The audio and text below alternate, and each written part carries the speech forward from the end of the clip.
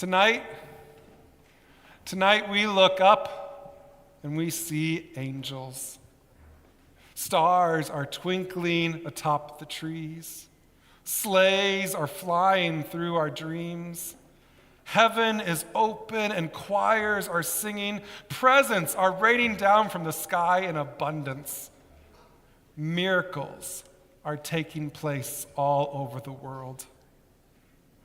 And as we look up, beyond the reindeer and beyond the angels, beyond the stars and beyond the twinkling lights, if you peer through all the miracles and the heavenly sights, beyond and behind it all, that's where we will see God. God, the one above all. God, the Alpha and the Omega. God, the one who sparked the Big Bang and formed galaxies as easily as a child shaking a snow globe. God, the one beyond and behind existence itself. Tonight, we look up to the heavens and we expect to see God. But God's not there. I've been looking up all my life, hoping to see God. When I was a child, I remember staring out the car window. Back then it was starlight, star bright, first star I see tonight. God was in the stars. And if I wished hard enough, I knew God would grant me a miracle. When I was in middle school, I was staring at the first websites about space. Yes, now I'm dating myself. The internet was pumping out brand new images of planets and galaxies swirling all around us. Ooh, can you flip the screen? I thought it'd come up. Mike, you got to do it. There you go. In 1995, we got our first glimpse of the pillars of creation in the Eagle Nebula. In 2000, we saw the hand of God in a pulsar. In 2003, we got our first picture of the eye of God, the Helix Nebula. God was showing up in every picture we took of the universe, and I loved seeing all of them. In high school, it was at the Boundary Waters. One night, after we'd finished canoeing, we were relaxing at camp, and I was laying out on a rock cropping out of the water in the middle of the lake, looking up at the first stars beginning to fill the sky. To the west, the sun was setting. Well, that was west. To the west, the sun was setting with spectacular rays of red and pink, orange and purple. To the east, the moon was rising full and bright. And to the north, a thunderstorm was raging, lightning flashing across the sky. And above me, like I said, were the stars. God was putting on a show. And I laid there for an hour, watching all the wild beauty above me. People have been looking up to find God all of their lives. But tonight, God's not up in the heavens. If you're looking up at all the pretty lights, at the singing angels and the sugar plums dancing above your head, you might miss what all those things have come out to see.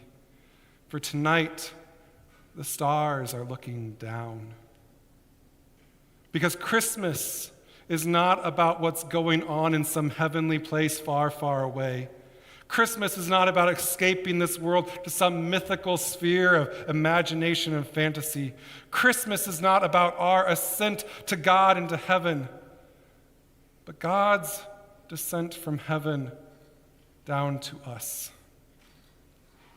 From heaven above, Luther wrote in his famous hymn, to earth I come, to bear good news to every home.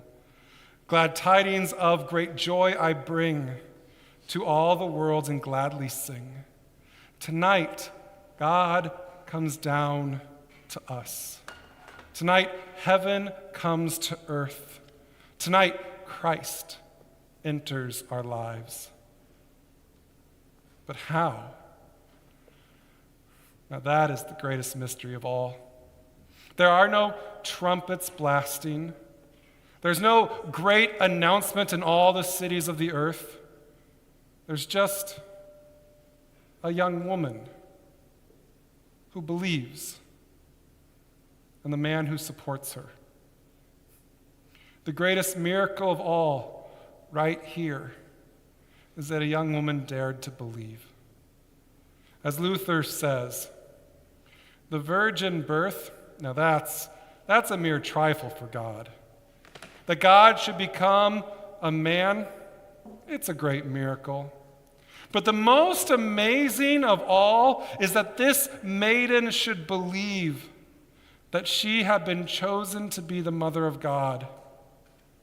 Had she not believed, we would not be here today. So look down. Don't look at the stars, but down at the manger that it's shining on. Don't look at the angels, but down at the child they're singing about. Don't look up at the sleighs flying around in our dreams, but down at the swaddling claws wrapped around our dreams come true. Look down and hold the child born this night in the arms of your heart. Rock this child and see God's presence in human form. And as I hold this little child, I think to myself, why like this? Why did God come down as a newborn baby? Christ could have arrived as a full-grown man with an army of angels singing in the sky. Though if he had, what would we have thought? How often, even now, we confuse Christ for a dictator, seek Christ when we want to wage war, or use Christ to excuse our greatest evils.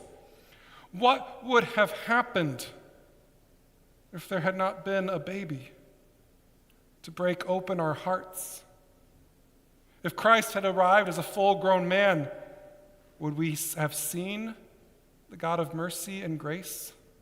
If Christ had arrived as a full-grown man, would we have been able to hear the good news of great joy for all people? Or would we have only heard good news of great war against our enemies? I think this is why God did not show up as a king on a throne, but as a babbling, burping, bubbling, bouncing baby boy. Who could hold this new creation and not discover love? Who could hold this child and not sing songs of joy and peace? Who could hold this baby and not feel hope born in their souls? So look down. In the child who has no strength, you will see the strength of God. In the child who became a refugee, you will find refuge. In the child who needed saving, we are given salvation.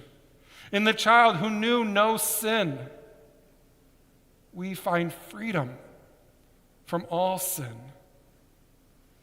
In the words of Martin Luther,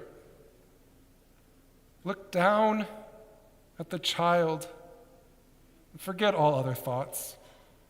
All that is and has been and ever shall be belongs to him. Your conscience should not take fear, but take comfort in this child. Doubt nothing. Watch him springing in the lap of the Virgin. Laugh with him. Look upon this Lord of peace, and your spirit will be at peace. See how God invites you in many ways, placing before you a babe with whom you can take refuge. You cannot fear God, for nothing is more appealing to us than a babe. Are you frightened? Then come to him, lying in the lap of the fairest, sweetest maiden, and you will see how great the divine goodness is, which seeks love above all else, that you should not despair. Trust him. Trust him. Here is the child in whom is salvation. To me, there is no greater consolation given to all humankind than this, that Christ became human, a child, a baby, playing in the lap of his gracious mother. Luther looked down at this child and saw the good news of which the angels sang, the Lord of peace, who brings peace to all the earth. So look down tonight. Get your head out of the heavens and kneel at the manger. Look down at the child lying in his bed. Look down and give Jesus the gift that no one else in the city of Bethlehem could afford that night. Give Jesus a room in your heart. Amen. Thank you for joining us. Be sure to like if you heard good news and subscribe to stay up to date on the latest message. Peace be with you.